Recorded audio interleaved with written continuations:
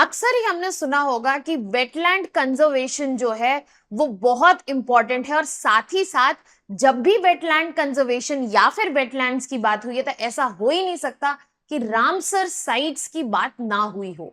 तो आज के सेशंस में हम रामसर साइट्स इन इंडिया की तो बात करेंगे ही करेंगे, साथ ही साथ इन डिटेल समझेंगे कि वेटलैंड कंजर्वेशन इंडिया में कैसे हो रहा है, वेटलैंड्स आखिरकार हैं क्या, और कैसे ये हेल्प करते हैं इकोसिस्टम और एनवायरनमेंट को।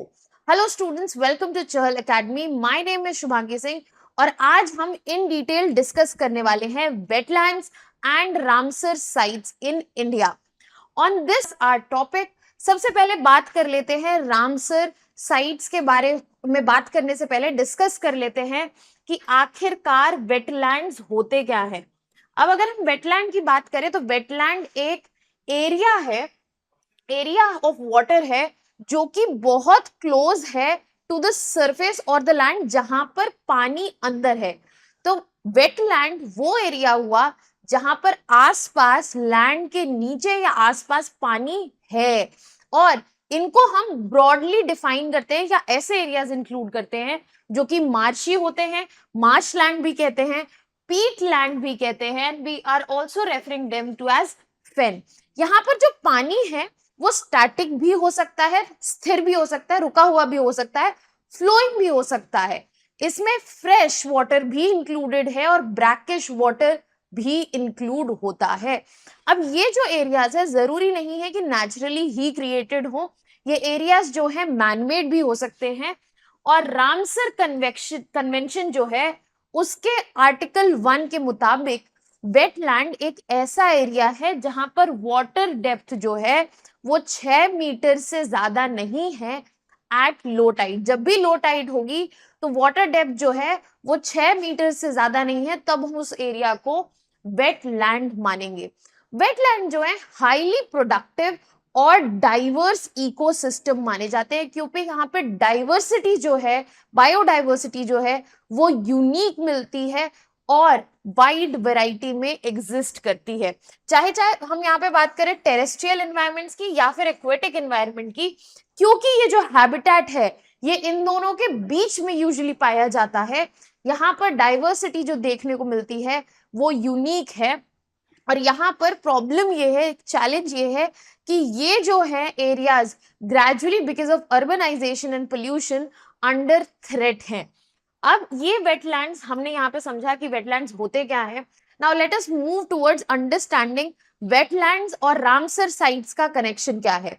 कन्वेंशन ऑफ वेटलैंड्स जो है, जिसको हम रामसर कन्वेंशन भी कहते हैं, उसको साइन किया गया था 1971 में, और जहां पर ये कन्वेंशन साइन हुआ था that particular place is known as Ramsar, इसलिए इसका नाम रामसर कन्वेंशन भी रखा गया है। अब जिस दिन ये साइन हुआ था उस पर्टिकुलर डे को वर्ल्ड वेटलैंड्स डे भी मनाते हैं, 2 फरवरी को हर साल। और इंडिया जो है, ये कन्वेंशन 1971 में साइन हुआ था, बट इंडिया इसका मेंबर जो है जाकर 1982 में बना। और एट प्रेजेंट अगर हम बात करें तो हमारे पास 85 wetlands of international importance that is Ramsar sites जो है, रामसर वेटलैंड जो है 85 हमारे कंट्री में प्रेजेंट हैं। So if we are talking about Ramsar wetlands के कौन कौन से हैं, तो वी हैव अ लिस्ट है। यहाँ पर हम सारे वेटलैंड साइट्स जो है उनके बारे में बात कर सकते हैं। यहाँ पर सबसे पहले आंध्र प्रदेश में हमारे पास कोलेरू लेक है। देन आसम में भी हमारे पास एक ही वेटलैंड है that is Deepor bill. In Bihar, we have 3 wetland sites. We have Kanwar Lake, we have Bird Sanctuary, Nauji Bird Sanctuary and Nakti Lake. अब ये जो वेटलैंड्स हैं ये रिसेंटली एडेड है। गोवा नंदा लेक ये भी रिसेंटली एडेड है। Gujarat we have Khijadia recently added. Nal Sarovar पहले से है। थोल लेक, वधावन वेटलैंड ये रिसेंटली एडेड है। उसके अलावा हरियाणा में अगर हम बात करें तो सुल्तानपुर नेशनल पार्क और भिंदावास वाइल्ड लाइफ सैंक्चुरी सिर्फ 2 वेटलैंड्स हैं। हिमाचल प्रदेश में बात करें तो हमारे पास 3 वेटलैंड्स हैं यहाँ पे, चंद्रताल, पोंग डैम लेक और रेणुका लेक।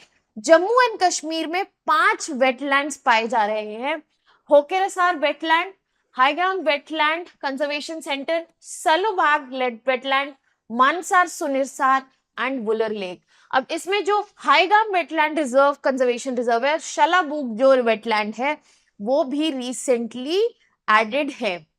अब आ जाते हैं कर्नाटक की तरफ।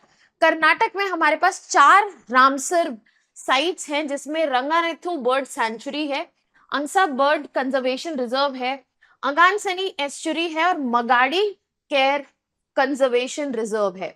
इसके अलावा हम बात करें केरल की, तो वहां पर हमारे पास अष्टमुडी, षष्टम कोटा और वेम्बनाड कोनाल वेटलैंड है, जो कि पुराने 3 वेटलैंड्स हैं रामसर साइट्स में जो इंक्लूड हुए थे। देन लद्दाख में हमारे पास सोकर और सोमोमरी लेक है। यहाँ पर 2 वेटलैंड साइट्स है हमारी रामसर वेटलैंड साइट्स। अगर मध्य प्रदेश की तरफ आए तो 5 वेटलैंड साइट्स है, भोज वेटलैंड, शाक्य सागर, सीरपुर लेक, यशवंत सागर और तवा रिजर्वोयर। अब महाराष्ट्र की तरफ बढ़ते हैं। यहाँ पर हमारे पास 3 रामसर वेटलैंड साइट्स हैं, जिसमें लोनार लेक है, यहाँ पर नंदादूर मधमेश्वर है और थाने क्रीक। मणिपुर में एक वेटलैंड साइट है on Loktak lake. Then moving towards Mizoram, we have Pala wetland और यहाँ पर एक ही रामसर साइट है। देन ओडिशा में 6 रामसर साइट्स देखने को मिली हैं। Ansupa lake, Bhitarkanika mangrove, Chilika lake, Hirakud reservoir, Satkosia gorge and Tampara lake.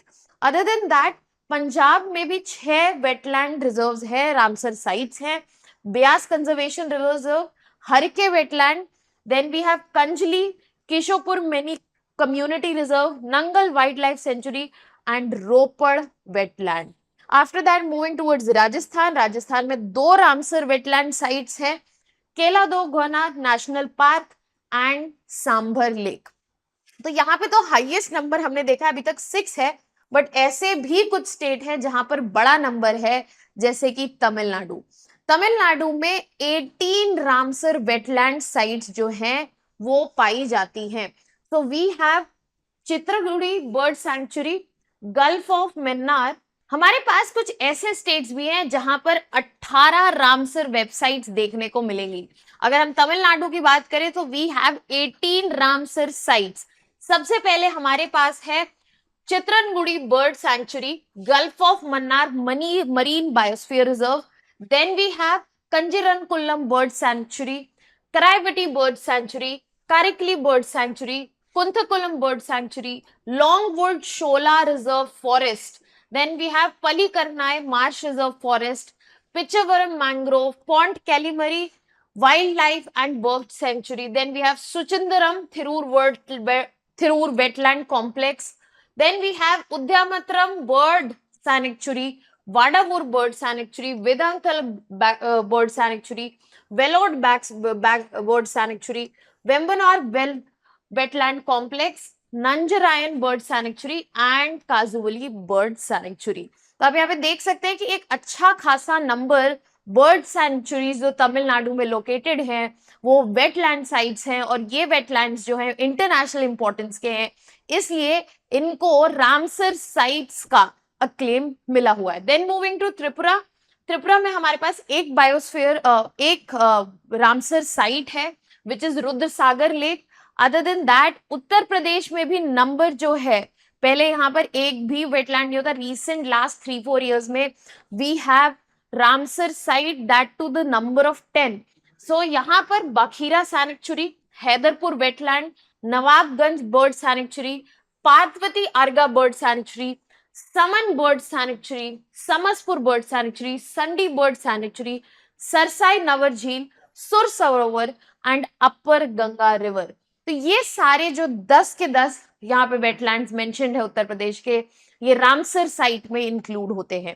उसके बाद बढ़ते हैं उत्तराखंड की तरफ। वहां पे सिर्फ एक रामसर वेटलैंड साइट है, that is Asan barrage. Then we have West Bengal जहां पर 2 रामसर साइट हैं, east Kolkata wetlands and Sundarban wetlands. Sundarban wetlands जो है were one of the first Ramsar sites to get this अक्लेमेशन।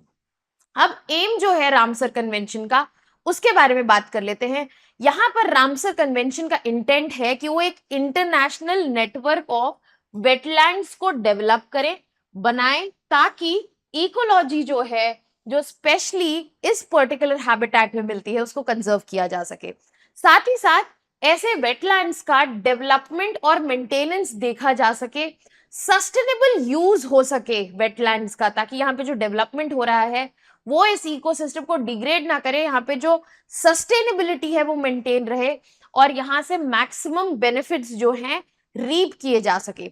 साथ ही साथ रामसर कन्वेंशन का बहुत बड़ा फोकस है कि जो भी वेटलैंड डिग्रेडेशन और लॉस हो चुका है उसको रिवर्स किया जाए, उसको चेंज किया जाए और इन हैबिटेट को वापस अपने फुलफिलिंग पर्पस के पोजीशन पर लाया जाए।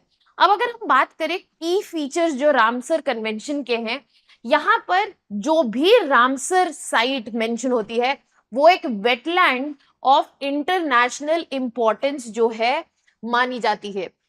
यहाँ पर एटलीस्ट वन रामसर साइट जो है दोनों पार्टीज की तरफ से डेजिग्नेट होती है और ये जो साइट है गवर्नमेंट पे कंपल्शन होता है कि इस साइट को प्रोटेक्ट करना है। साथ ही साथ इस पर्टिकुलर कन्वेंशन में पार्टनर ऑर्गेनाइजेशन भी हैं, बाकी कंजर्वेशन ऑर्गेनाइजेशन जो काम करती हैं वो है bird life international, WWF, IUCN and wetlands international. तो यहाँ पर फोकस सिर्फ वेटलैंड्स को प्रोटेक्ट करने का नहीं है, साथ ही साथ स्पीशीज जो यहाँ पर एग्जिस्ट कर रही हैं with the help of conservation organisation उनको भी प्रोटेक्ट करने का इंटेंट है।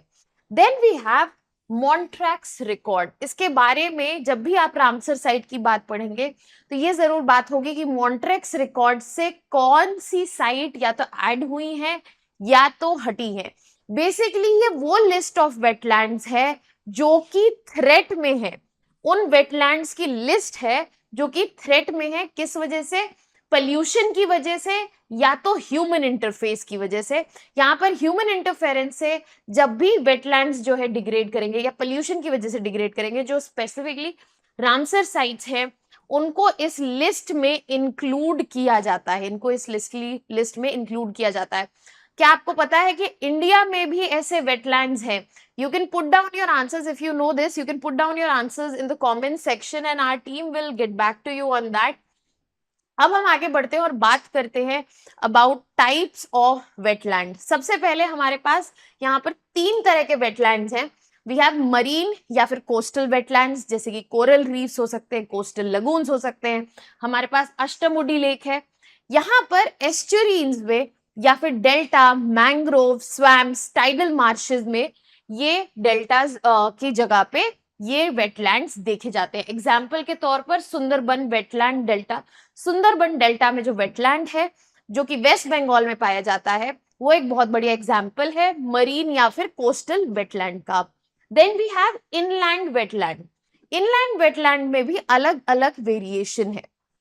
यहाँ पर लैकोस्टेरीन जो है उनका एग्जाम्पल है जैसे कि लोकटक लेक। लैकोस्टेरीन में we take the examples of lake lacustrine. Inland lacustrine wetland में इंक्लूड्स होते हैं लेक।